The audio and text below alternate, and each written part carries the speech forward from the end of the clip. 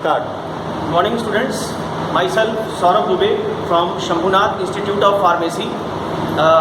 In my previous lecture I discussed about the anatomy of this human stomach.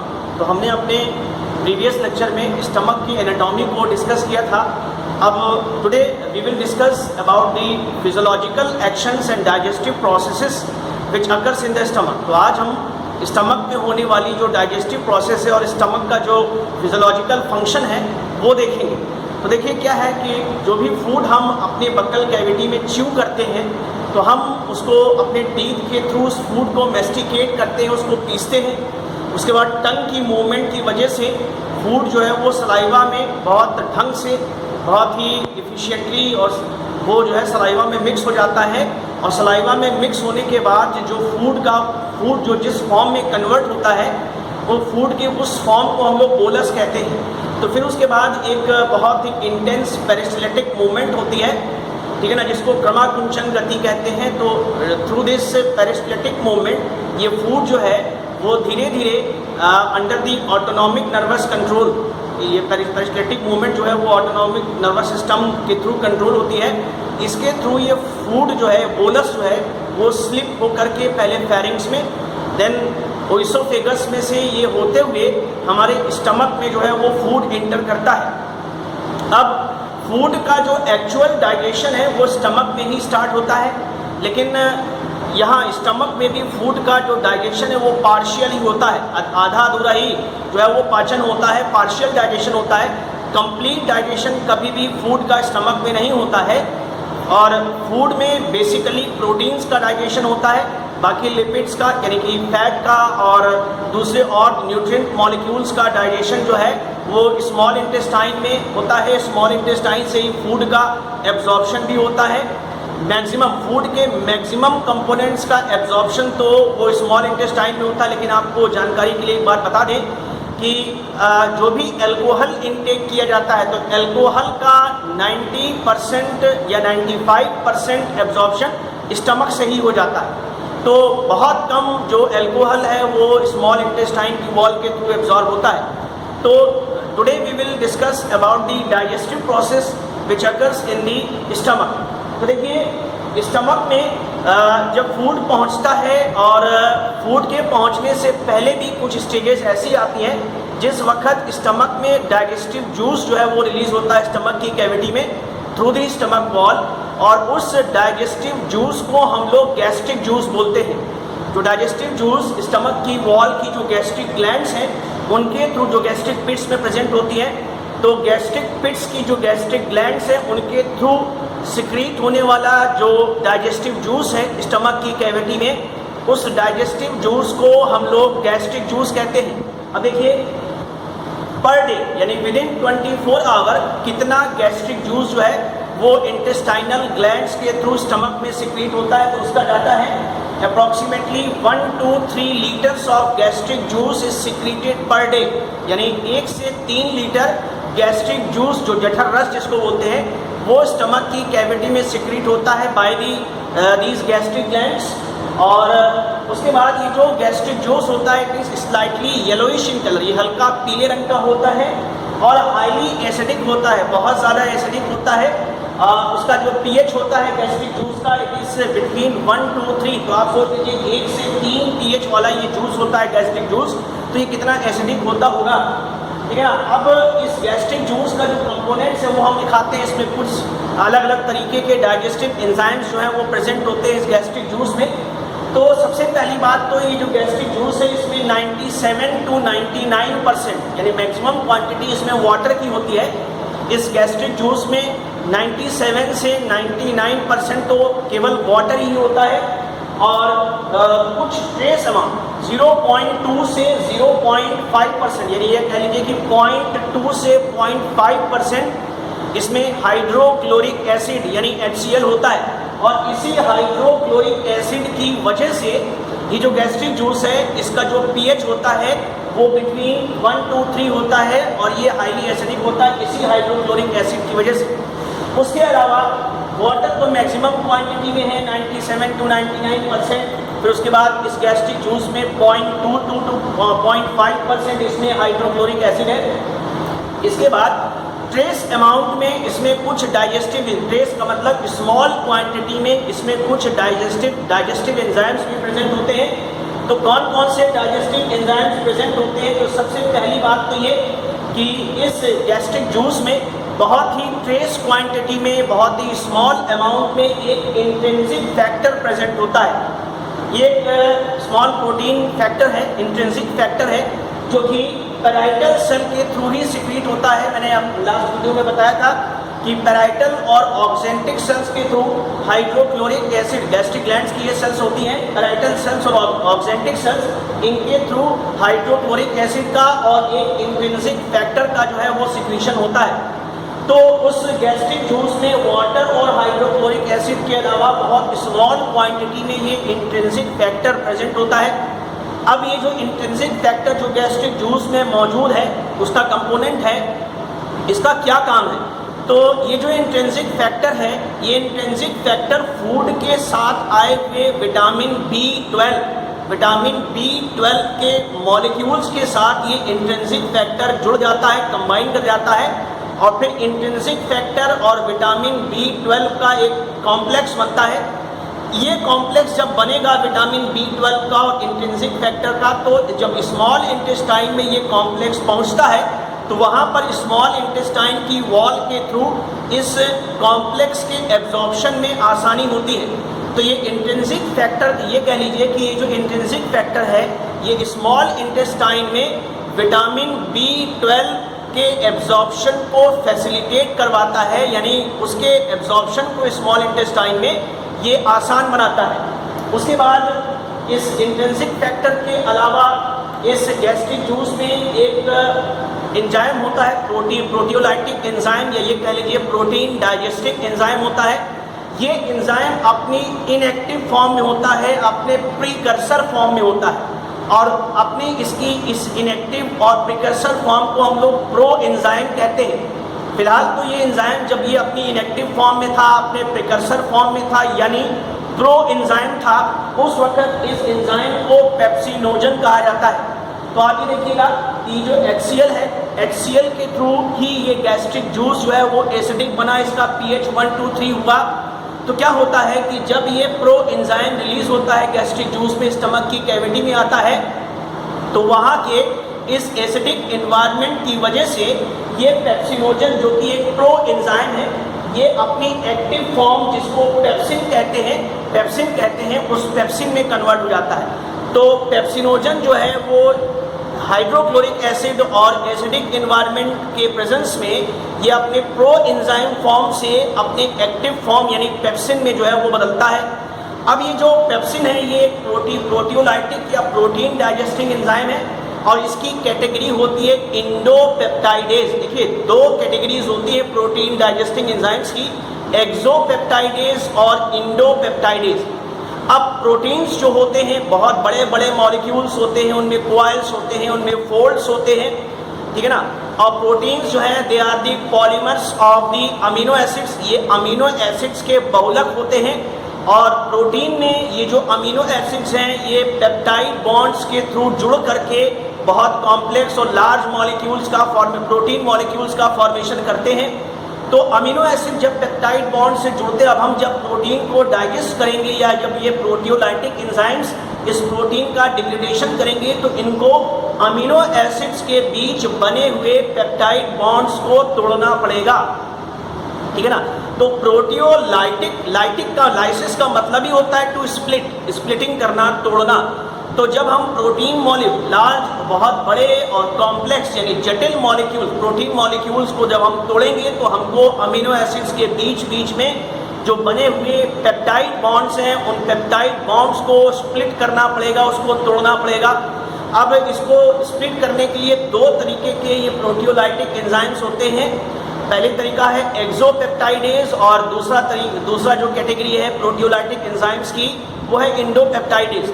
तो अब अगर कोई बहुत लार्ज प्रोटीन मॉलिक्यूल्स है, तो एक्सोपेप्टाइडेज एंजाइम्स जो होते हैं, जो कैटेगरी होती है प्रोटियोलाइटिक एंजाइम्स की, ये क्या करते हैं, ये प्रोटीन मॉलिक्यूल्स के टर्मिनल एंड्स पर, सिरों पर, इस सिरे पर और इस सिरे पर मौजूद जो पेप्टाइड बॉन्ड से उनको तोड़ करके एक एक अमीनो एसिड्स को अलग करते हैं। तो ये प्रोटीन मॉलिक्यूल्स के टर्मिनल एंड्स पर उनके सिरों पर वर्क करते हैं एक्सोपेप्टाइडेज एंजाइम, और वहाँ से ये अमीनो एसिड्स को ये फ्री करते हैं। इंडोपेप्टाइडेज जो है वो दूसरी कैटेगरी है प्रोटियोलाइटिक एंजाइम्स की। इंडोपेप्टाइडेज क्या करते हैं, ये प्रोटीन मॉलिक्यूल्स के छोर पर उनके एंड्स पर वर्क नहीं करते। I am sorry, these endopeptidase enzyme breaks up the peptide bonds which are present on the inner side of the protein molecules। तो अंदर की तरफ यानी बीच बीच में जो पेप्टाइड बॉन्ड्स होते हैं उनको स्प्लिट करने वाली जो कैटेगरी होती है प्रोटियोलाइटिक एंजाइम्स की, उनको इंडोपेप्टाइडेज कहा जाता है। तो इंडोपेप्टाइडेज प्रोटीन मॉलिक्यूल्स के बीच के मिडिल वाले जो पेप्टाइड बॉन्ड्स हैं उनको तोड़ेंगे, और उनको तोड़ेंगे तो आप जाहिर सी बात है कि जब हम बीच से जो पेप्टाइड बॉन्ड्स हैं उनको तोड़ेंगे तो सीधे अमीनो एसिड्स तो फ्री नहीं होंगे। हाँ, ये है कि प्रोटीन मॉलिक्यूल के छोटे छोटे फ्रैगमेंट्स अलग होंगे, ठीक है ना। तो उन जो फ्रैगमेंट्स अलग होते हैं due to the action of these endopeptidase enzymes, तो जो छोटे छोटे फ्रैगमेंट्स बनते हैं लार्ज और कॉम्प्लेक्स प्रोटीन मॉलिक्यूल्स के, उनको प्रोटियोजेस, पेप्टोन्स और पॉलीपेप्टाइड्स कहा जाता है। कभी भी इंडोपेप्टाइडेज एंजाइम के एक्शन की वजह से सीधे अमीनो एसिड्स सेपरेट नहीं होते हैं, हमेशा derived small protein molecules separate होते हैं, और उनको पेप्टोन्स, प्रोटियोजेस और पॉलीपेप्टाइड्स कहा जाता है। तो ये जो पेप्सिन है, ये पेप्सिन भी एक इंडोपेप्टाइडेज प्रोटियोलाइटिक एंजाइम है, और जब ये एक्ट करता है फूड की प्रोटीन पर तो ये प्रोटियोसिस, पेप्टोन्स और पॉलीपेप्टाइड्स नामक जो छोटी छोटी डिराइव्ड प्रोटीन्स हैं उनमें ये लार्ज और कॉम्प्लेक्स प्रोटीन मॉलिक्यूल्स को तोड़ देता है। फिर एक एंजाइम और प्रेजेंट होता है जिसको रेनिन कहा जाता है। स्पेलिंग ध्यान दे दीजिएगा, RENIN। ये वो वाला रेनिन नहीं है जो हमारा ब्लड प्रेशर के कंट्रोल में, यानी रेनिन एंजियोटेंसिन एल्डोस्टेरोन जो सिस्टम है उसमें वर्क करता है, उसकी स्पेलिंग RININ होती है, इसकी स्पेलिंग है रेनिन। अब गैस्ट्रिक जूस में जो एडल्ट ह्यूमन बींग्स हैं उनके गैस्ट्रिक जूस में इस रेनिन एंजाइम की जो प्रेजेंस है वो डाउटफुल है। कुछ लोग कहते हैं कि ये रेनिन एंजाइम होता है, कुछ लोग कहते हैं कि रेनिन एंजाइम नहीं होता। लेकिन हाँ, अब बहुत कुछ ये एस्टेब्लिश हो गया है कि जो एडल्ट ह्यूमन बींग्स हैं उनके गैस्ट्रिक जूस में ये रेनिन एंजाइम प्रेजेंट नहीं होता। इसका जो बेसिक फंक्शन है रेनिन एंजाइम का, ये जो मिल्क प्रोटीन होती है, ये केजिन प्रोटीन उस मिल्क प्रोटीन यानी केजिन प्रोटीन का डाइजेशन करता है। ये भी एक तरीके का प्रोटियोलाइटिक एंजाइम है, लेकिन एडल्ट ह्यूमन बींग्स में नहीं होता। दूसरे जो और मैमल्स हैं उनके गैस्ट्रिक जूसेस में ये रेनिन प्रेजेंट होता है, और ये भी एक डाउट का ही इशू है कि जो हमारे इन्फेंट्स होते हैं, बच्चे होते हैं, उनके गैस्ट्रिक जूस में हो सकता है कि ये रेनिन एंजाइम प्रेजेंट हो। So this is the composition of the gastric juice, और इस गैस्ट्रिक जूस में ये HCl है। HCl की वजह से ही जो गैस्ट्रिक जूस है उसका जो pH होता है वो हाईली एसिडिक होता है, and it is between 1 to 3।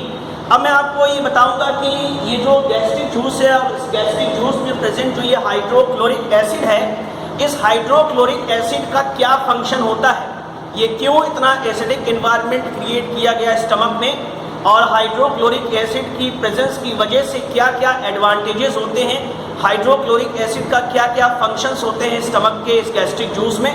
तो सबसे पहली बात तो जो फूड स्टमक में पहुंचता है तो ये हाइड्रोक्लोरिक एसिड उस फूड में मौजूद जितने भी ये पैथोजेनिक और हार्मफुल बैक्टीरिया हैं उसको किल करता है, ठीक है ना। तो पैथोजेनिक बैक्टीरिया को किल करना ये पहला फंक्शन हो गया इस हाइड्रोक्लोरिक एसिड का। दूसरा फंक्शन हाइड्रोक्लोरिक एसिड का ये है कि अब आपको मालूम है कि हमारे स्टमक में जो फूड है, स्टमक को फूड रिजर्वायर भी कहा जाता है। बाकी हमारे पूरे एलिमेंट्री कैनाल में फूड का स्टोरेज उतने लंबे समय तक नहीं किया जा सकता जितना कि स्टमक में किया जाता है। तो स्टमक में फूड काफ़ी समय तक जो है वो ठहरता है, उसका स्टोरेज होता है।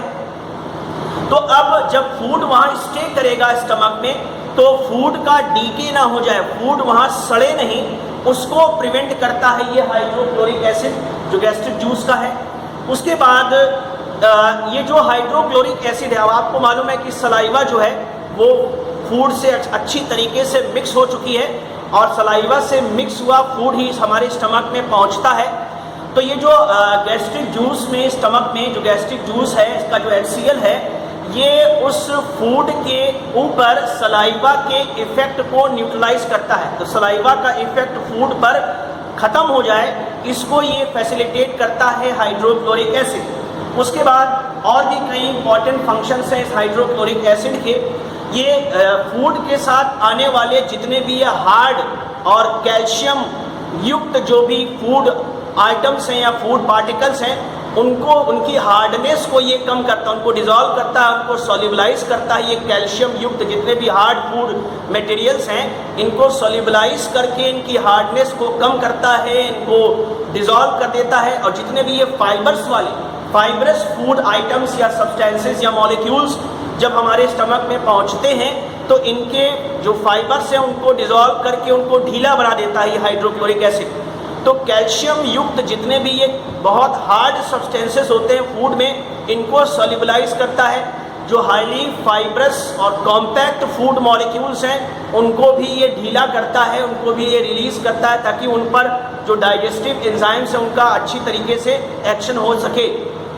इसके अलावा हाइड्रोक्लोरिक एसिड का एक फंक्शन ये भी है कि ये न्यूक्लियो प्रोटीन्स का डिसोसिएशन करवाता है, न्यूक्लियो प्रोटीन्स को तोड़ देता है ये न्यूक्लिक एसिड्स में और प्रोटीन्स में। न्यूक्लिक एसिड का मतलब DNA और RNA, और प्रोटीन्स को ये अलग करता है। तो न्यूक्लियो प्रोटीन्स का डिसोसिएशन करवाना ये भी इसका बहुत इम्पॉर्टेंट फंक्शन है। दूसरा और इम्पॉर्टेंट फंक्शन ये है कि हमारे फूड में जितने भी लार्ज और कॉम्प्लेक्स मॉलिक्यूल्स होते हैं, फूड मॉलिक्यूल्स जिसमें बहुत ज़्यादा फोल्ड्स होते हैं, उन फोल्ड्स को ये ढीला करता है, उन फोल्ड्स को ये हाइड्रोक्लोरिक एसिड ख़त्म करता है। और उनको फिर ये जब ये फोल्ड्स ख़त्म हो जाते हैं तो फूड मॉलिक्यूल्स जो है थोड़ा सा ढीले हो जाते हैं। फिर उसके बाद उन ढीले फूड मॉलिक्यूल्स पर ये डाइजेस्टिव एंजाइम्स का एक्शन जो है वो आसान हो जाता है। सबसे इम्पॉर्टेंट फंक्शन जो है वो इस हाइड्रोक्लोरिक एसिड का वो तो ये है कि अभी मैंने आपको डिस्कस किया कि ये प्रो एंजाइम पेप्सिनोजन को इसकी एक्टिव फॉर्म यानी पेप्सिन में जो है वो कन्वर्ट करता है। तो ये कुछ इम्पॉर्टेंट फंक्शन हो गए उस हाइड्रोक्लोरिक एसिड के जो इस गैस्ट्रिक जूस में जो है वो प्रेजेंट रहता है। ठीक है, अब उसके बाद देखिए गैस्ट्रिक जूस तो रिलीज हो गया। अब फूड में जो डाइजेस्टिव प्रोसेस है वो डाइजेस्टिव प्रोसेस जो वो कंप्लीट होगी। इस डाइजेस्टिव स्टमक में जो होने वाली जो डाइजेस्टिव प्रोसेस है, इसका कंट्रोल न्यूरोलॉजिकल भी होता है और हार्मोनल भी होता है। याद कर लीजिएगा, स्टमक में होने वाली जो डाइजेस्टिव प्रोसेस है उसका कंट्रोल न्यूरोलॉजिकल और हार्मोनल दोनों तरीके का कंट्रोल होता है स्टमक में होने वाली इस डाइजेस्टिव प्रोसेस का के ऊपर। तो आप देखिए स्टमक में होने वाली जो डाइजेस्टिव प्रोसेस है उसको हम तीन स्टेजेस में बांट सकते हैं। पहली स्टेज कहलाती है सीफेलिक फेज, दूसरी स्टेज कहलाती है गैस्ट्रिक फेज, और जो थर्ड स्टेज है उस स्टेज को कहा जाता है इंटेस्टाइनल फेज। तो जो स्टमक है उसमें जो डाइजेस्टिव प्रोसेस है वो उसका कंट्रोल जो है बहुत न्यूरोलॉजिकल और हार्मोनल प्रोसेसेस के थ्रू होता है। और ये जो कंप्लीट डाइजेस्टिव प्रोसेस है which is occurring within the stomach, it can be divided into 3 stages. Cephalic phase cephalic phase पहली फेज है, दूसरी है gastric phase, and the last third phase is called intestinal phase. अब हम लोग देखते हैं कि ये सीफेलिक फेज क्या है और ये कब स्टार्ट होती है। तो देखिए क्या होता है कि जब हम फूड को देखते हैं, फूड की विजुअल इंफॉर्मेशन हमारे नर्वस सिस्टम में पहुंचती है, या फूड को देखने से ही, या फूड की स्मेल आने से, या फूड के टेस्ट को याद करने से, खाने से नहीं, तो फूड की स्मेल आ जाए हमें, फूड हमें कहीं दिख जाए, जिस फूड को खाना हम बहुत पसंद करते हैं वो फूड हम उसको देख रहे हैं, उसकी विजुअल इंफॉर्मेशन हमारे नर्वस सिस्टम में पहुंच रही है, फूड की टेस्ट है उसकी याद हमें आ जा रही है।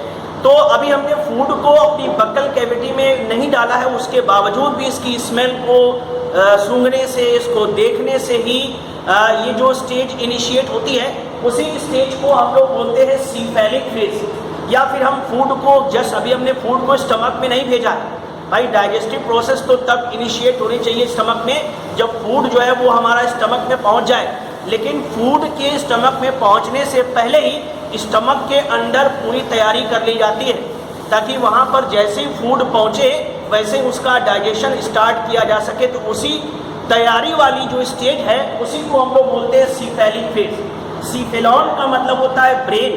तो आपका ब्रेन ये जान रहा है कि अभी आपने फूड खाया नहीं है, लेकिन आप उसको खाने वाले हैं। तो खाने वाले हैं उसके लिए तैयारी स्टमक में पहले से ही हो गई कि फूड स्टमक में पहुंचे, उसके पहले ही उसके डाइजेशन की तैयारी स्टमक में पहुंच जाती है, प्रोसेसिंग स्टार्ट हो जाती है, और उसी फेज को हम लोग सीफेलिक फेज जो है वो बोलते हैं। तो भाई फूड को स्मेल करने मात्र से, फूड को देखने से ही, या उसकी महक या उस फूड को इमेजिन करने से ही ये स्टेज इनिशिएट होती है। और ये देखिए फूड का विजुअल इंफॉर्मेशन पहुंच जाए, आप फूड को देखें, उसकी स्मेल या उसका इमेजिनेशन हो फूड का, या फूड का टेस्ट आपको पहले से मालूम है, आपके मेमोरी में उस फूड का टेस्ट आपको याद आ जाए, या फिर आप फूड को च्यू करते हो स्टमक बक्कल कैविटी में, अभी वो स्टमक में पहुंचा नहीं है, तो उस दौरान ये सीफेलिक फेज जो है वो इनिशिएट होती है। अब जब ये सीफेलिक फेज इनिशिएट होती है इन सब फैक्टर्स के कारण, तो होता क्या है कि हमारे जो कुछ स्टमक है, स्टमक में कुछ रिफ्लेक्स एक्शन जनरेट होते हैं, और ये जो सेंसरी इंफॉर्मेशन रिफ्लेक्सेस के फॉर्म में पहले हमारे हाइंड ब्रेन के मेडुला ऑब्लोंगेटा में जाती है, और मेडुला ऑब्लोंगेटा से फिर मोटर इन्फॉर्मेशंस जो है वो रिलीज की जाती है, और ये मोटर इन्फॉर्मेशन जो मेडुला ऑब्लोंगेटा से फिर वापस रिफ्लेक्सेस के फॉर्म में ही स्टमक के वॉल में आती है, और इस रिफ्लेक्स के फॉर्म में आई हुई मेडुला से जो मोटर इन्फॉर्मेशन है उसकी वजह से स्टमक की जो कुछ एक्टिविटीज़ है वो बढ़ जाती हैं। तो कौन कौन सी एक्टिविटीज़ बढ़ जाती हैं इस सीफेलिक फेज में? तो सबसे पहली बात तो फूड के पहुंचने से पहले ही है ना, इन सब फैक्टर्स की वजह से मेडुला से निकली हुई जो ये रिफ्लेक्सेस हैं, वो रिफ्लेक्सेस गैस्ट्रिक जूस के सिक्रीशन को बढ़ा देती है। दूसरा, स्टमक की जो पेरिस्टलिटिक मूवमेंट है उसको बढ़ा देती है, चर्निंग मूवमेंट और बहुत स्ट्रॉन्ग पेरिस्टलिटिक मूवमेंट्स को जो है वो स्टमक में बढ़ा देती हैं। तो ये लोग जनरली ये कहते हैं भैया कि जल्दी से खाना हमको दिख रहा है, अब हमारे पेट में चूहे दौड़ रहे हैं। तो चूहे दौड़ने का मतलब यही है कि स्टमक के कार्डियक पार्ट से लेके पाइलोरिक पार्ट तक, फिर वापस कार्डियक पार्ट तक बहुत इंटेंस जो है वो एक पेरिस्टलिटिक मूवमेंट होती है। स्टमक की वॉल कंस्ट्रिक्ट होती है, फिर रिलैक्स होती है, कंस्ट्रिक्ट होती है, फिर रिलैक्स होती है। तो एक लहर, एक वेव के फॉर्म में बहुत इंटेंस, बहुत तगड़ी मूवमेंट होती है, पहले कार्डियक पार्ट से पाइलोरिक पार्ट तक, फिर वापस ये लहर जाती है कार्डियक पार्ट तक। तो स्टमक की वॉल में ये चर्निंग मूवमेंट, जैसे हम लोग किसी चीज़ को लेकर के मिलाते हैं ना जूस बनाने के दौरान, जो जूस बनाने वाला है वो जूस में सारे कंपोनेंट्स को मिला करके हिलाता है, बिल्कुल वही प्रोसेस यहाँ पे इनिशिएट जाती है, और इस प्रोसेस को बोला जाता है चर्निंग मूवमेंट। ये पूरी तरीके से ऑटोनॉमिक होती है और इनवॉलेंट्री होती है। तो जो स्टमक है, पहली बात तो सीफेलिक फेज में गैस्ट्रिक जूस का सिक्रीशन बढ़ गया, फूड को देखने या स्मेल करने से ही पेरिस्टलिटिक मूवमेंट, चर्निंग मूवमेंट वगैरह बढ़ जाती है। और फिर जो गैस्ट्रिक हार्मोन है, गैस्ट्रिक ग्लैंड्स के इंट्रो इंडोक्राइनल सेल्स के थ्रू इस सीफेलिक फेज में गैस्ट्रिन हार्मोन का जो स्टिमुलेशन है, गैस्ट्रिक हार्मोन्स का जो सिक्रीशन है वो बढ़ जाता है। तो तीन प्रोसेसेस होती हैं, फिजियोलॉजिकल प्रोसेसेस सीफेलिक फेज में। पहली बात तो गैस्ट्रिक जूस का सिक्रीशन बढ़ गया, स्टमक की पेरिस्टलिटिक मूवमेंट बढ़ गई, और गैस्ट्रिक हार्मोन्स का जो सिक्रीशन है वो बढ़ गया। तो ये तीन जो फिजियोलॉजिकल एक्शंस होते हैं वो होते हैं सीफेलिक फेज में। याद रखिएगा, सीफेलिक फेज में अभी फूड जो है वो स्टमक में नहीं पहुंचा है, उसका केवल इमेजिनेशन ही हो रहा है। फिर उसके बाद आती है गैस्ट्रिक फेज। देखिए, गैस्ट्रिक फेज तब चलती है जब फूड अब स्टमक पे पहुंच जाता है। तो स्टमक में फूड के पहुंचने के बाद जो फेज इनिशिएट होती है उस फेज को हम लोग बोलते हैं गैस्ट्रिक फेज। अब देखिए, गैस्ट्रिक फेज जब इनिशिएट होती है तो उसमें क्या होता है, इस फेज में भी देखिए स्टमक की वॉल में जब फूड स्टमक में पहुंच जाता है तो स्टमक जो है वो फूल जाता है, फैल जाता है, ठीक है ना। फूड में बहुत सारे केमिकल कंपाउंड्स होते हैं, याद रखिएगा। स्टमक की वॉल में दो तरीके के सेंसरी रिसेप्टर्स होते हैं, स्ट्रेच रिसेप्टर्स और कीमो रिसेप्टर्स। तो जैसे ही फूड जब स्टमक में पहुंचता है तो स्टमक की वॉल में फैलाव होता है। उस फैलाव की वजह से जो स्टमक की वॉल में ये स्ट्रेच रिसेप्टर्स प्रेजेंट हैं, ये स्ट्रेच रिसेप्टर जो है स्टिमुलेट हो जाते हैं, उद्दीपित हो जाते हैं। फिर जो फूड पहुंचा है उस फूड में प्रोटीन मॉलिक्यूल्स होते हैं। उन प्रोटीन मॉलिक्यूल्स की प्रेजेंस की वजह से जो स्टमक की वॉल में कीमो रिसेप्टर्स हैं, रासायनिक जो संवेदांग है, जो कीमो रिसेप्टर्स हैं वो स्टिमुलेट हो जाते हैं। तो स्ट्रेच रिसेप्टर्स और कीमो रिसेप्टर्स जब स्टिमुलेट होते हैं तो ये सेंसरी इंफॉर्मेशन को सेंट्रल नर्वस सिस्टम में भेजते हैं। हमारे सेंट्रल नर्वस सिस्टम यानी स्पाइनल कॉर्ड ब्रेन को भेजते हैं।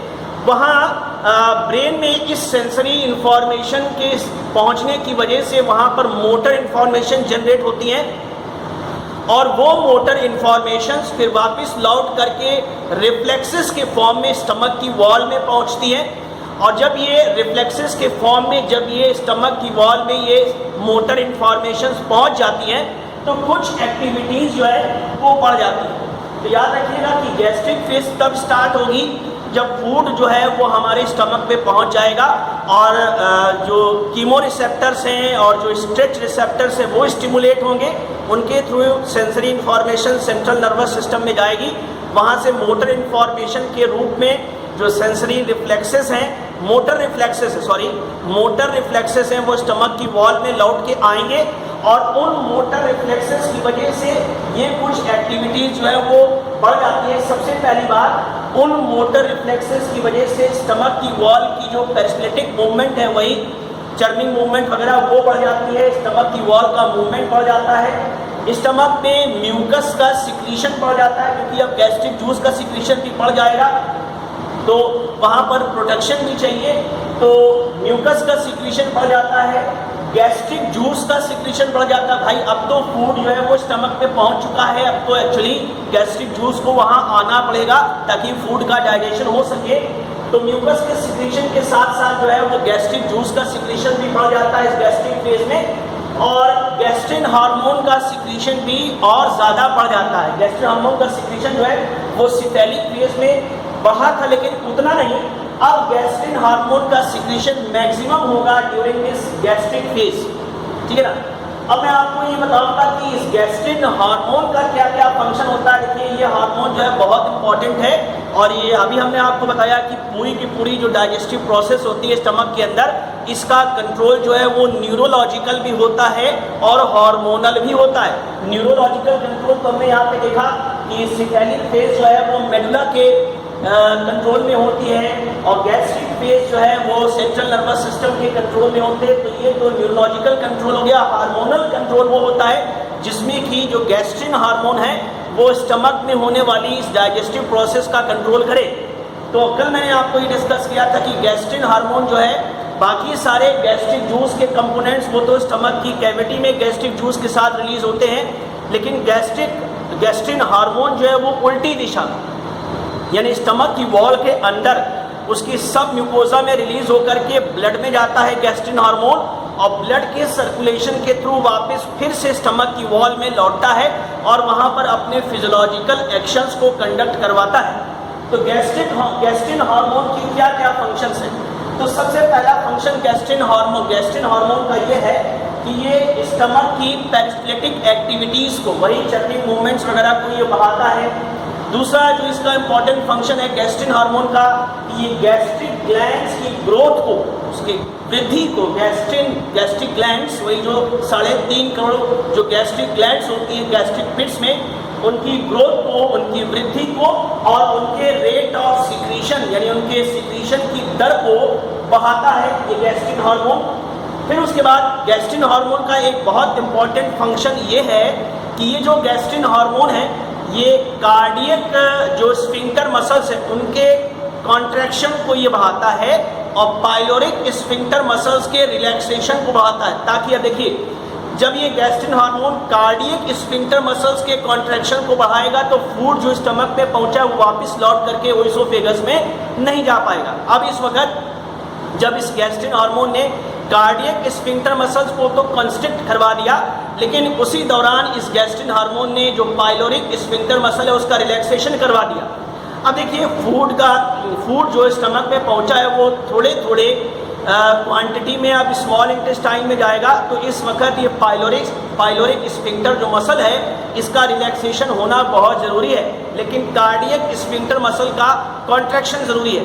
तो गैस्ट्रिन हार्मोन वही करवाता है कि ये कार्डियक स्फिंक्टर मसल्स को कंस्ट्रिक्ट करवाता है और पाइलोरिक स्फिंक्टर मसल्स का कंस्ट्रिक्शन को ये क्या करता है, इन्हेंस करता है, जिससे कि फूड अब वापस ओएसोफेगस में न जा सके और ये फूड केवल और केवल अब आगे पाइलोरिक जो कैनाल होती है उसके थ्रू ये फूड अब केवल और केवल स्मॉल इंटेस्टाइन के first part that is duodenum में पहुंच सके। ठीक है, अब देखिए ये जो गैस्ट्रिन हार्मोन है, गैस्ट्रिन हार्मोन का जो फंक्शन है वो तो हमने आपको बता दिया एक बार फिर से, बहुत इंपॉर्टेंट है इसका फंक्शन। ये स्टमक की पेरिस्टैल्टिक एक्टिविटीज़ को इंक्रीज करता है, जो गैस्ट्रिक पिट्स की जो गैस्ट्रिक ग्लैंड्स हैं उनके ग्रोथ को, उनकी रेट ऑफ सिक्रीशन को बढ़ाता है, कार्डियक स्फिंक्टर मसल्स का कॉन्ट्रैक्शन करवाता है और पाइलोरिक स्फिंक्टर मसल्स का जो है ये रिलैक्सेशन करवाता है। गैस्ट्रिन हार्मोन कब ज़्यादा सिक्रीट होता है, कब इसका सिक्रीशन कम होता है, उसके भी कुछ कारण देखिए क्या है कि जब भी कभी स्टमक में एसिडिटी बढ़ जाती है, स्टमक में जब एसिडिटी बढ़ जाती है तो उस वक्त गैस्ट्रिक ग्लैंड्स के थ्रू, उनके इंट्रोइंडोक्राइनल सेल्स के थ्रू ये गैस्ट्रिन हार्मोन का सिक्रीशन बढ़ जाता है। और जब ये स्टमक में एसिडिटी बढ़ गई तो गैस्ट्रिन हार्मोन का सिक्रीशन बढ़ गया। इनका अपना ये है कि ये गैस्ट्रिक ग्लैंड्स की ग्रोथ को और की रेट ऑफ सिक्रीशन को बढ़ाते हैं, लेकिन ये तब बढ़ता है गैस्ट्रिन हार्मोन का सिक्रीशन ज़्यादा जब स्टमक में एसिडिक कंडीशन जो है वो क्रिएट होती है। दूसरा, फूड में अगर प्रोटीन मॉलिक्यूल्स हैं तो प्रोटीन मॉलिक्यूल्स की प्रेजेंस की वजह से भी गैस्ट्रिन हार्मोन का सिक्रीशन जो है वो बढ़ जाता है। फिर फूड में या हमने अल्कोहल इंटेक किया या कैफीन इंटेक किया, फूड में कैफीन है, अल्कोहल है, तो उस कैफीन और अल्कोहल की प्रेजेंस की वजह से भी ये गैस्ट्रिन हार्मोन का जो है वो सिक्रीशन बढ़ता है और ये फिर अपना इफेक्ट जो है वो दिखाता है। फिर जो ये तो हो गई आपकी गैस्ट्रिक फेस तब इनिशिएट होगी और इसमें गैस्ट्रिन हार्मोन का बहुत इंपॉर्टेंट रोल है।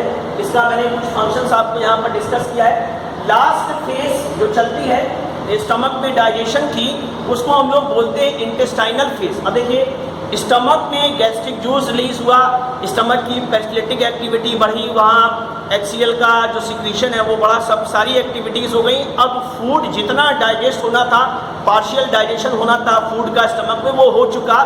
अब फूड धीरे धीरे वो अब स्मॉल इंटेस्टाइन के फर्स्ट पार्ट यानी ड्यूडोनम में पहुँचेगा, तो धीरे धीरे जो स्टमक है वो खाली होगा, एम्प्टी होगा और स्टमक में उसके स्ट्रेच रिसेप्टर्स भी अब रिलैक्स होंगे, वो स्टिमुलेट होना कम हो जाएगा उनका। जो अब फूड तो आगे बढ़ गया, प्रोटीन वगैरह सब कुछ जो पार्शियली डाइजेस्टेड प्रोटीन मॉलिक्यूल्स है वो अब ड्यूडोनम में चले गए, तो प्रोटीन का कंसंट्रेशन भी स्टमक में अब कम हो गया। तो अब इस वक्त ये स्ट्रेच रिसेप्टर्स, कीमो रिसेप्टर्स जो है वो क्या होते हैं, वो अब उनका स्टिमुलेशन कम हो जाता है और धीरे धीरे वो इनएक्टिव हो जाते हैं। तो ये गैस्ट्रिक फेज जो है वो एबॉलिश हो जाती है, गैस्ट्रिक फेज जो है वो अब रुक जाती है, कम हो जाती है।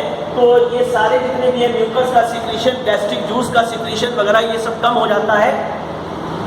तो उस दौरान जो फेज स्टार्ट होती है, जब फूड हमारा स्मॉल इंटेस्टाइन में पहुंचने लगता है, तो उस दौरान जो स्टेज स्टार्ट होती है उस स्टेज को, थर्ड स्टेज को हम लोग बोलते हैं intestinal phase. So this third stage is called intestinal phase. ये मैं आपको जब इंटेस्टाइन में डाइजेस्टिव प्रोसेस को पढ़ाऊंगा तब बताऊंगा।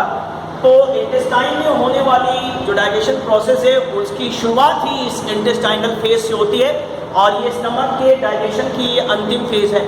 तो ये ओवरऑल गैस्ट्रिन हार्मोन का फंक्शन हो गया और स्टमक में होने वाले डाइजेस्टिव प्रोसेस को मैंने यहाँ पर डिस्कस किया। एक बात और बता दूँ, स्टमक की वॉल का जो कनेक्टिव टिश्यू होता है उसमें बहुत सारे मास्ट सेल्स होते हैं। मास्ट सेल्स का जब डीग्रेन्युलेशन होता है तो इनसे हिस्टेमाइन निकलता है। ये जो हिस्टेमाइन निकलता है, इस हिस्टेमाइन की वजह से भी जो गैस्ट्रिक ग्लैंड्स हैं उनके सिक्रीशन की जो रेट है वो बढ़ जाती है।